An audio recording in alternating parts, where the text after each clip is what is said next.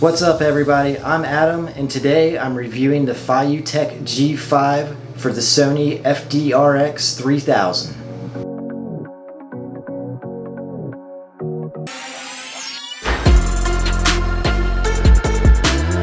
So out of the box, the Sony FDRX 3000 does a great job with image stabilization.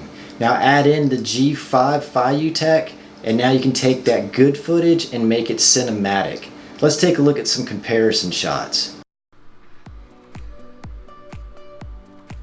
The test I wanted to show you guys is arguably one of the toughest tests for any camera or even a gimbal company out there for that matter.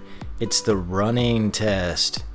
Now here I am running about a 10-minute pace towards TIIA Bank Stadium, trying to do my best at steadying the camera and the gimbal in each of these clips.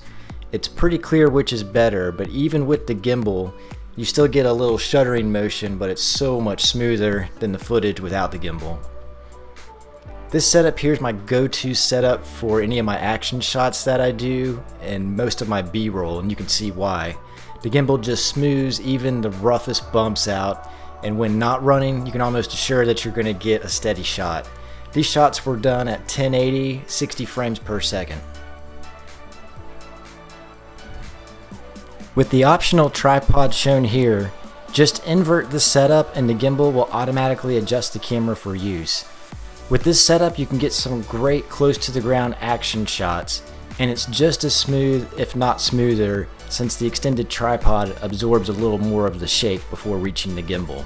Keep in mind you might need to flip the footage right side up in post depending on what you are shooting.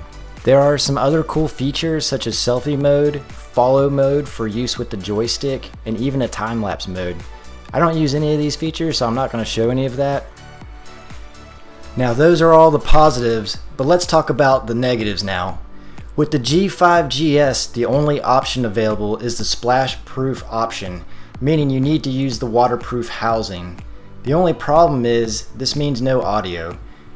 Now you can remove the cover on the waterproof housing like I have here, but keep in mind the microphone will pick up the sound of the gimbal motors.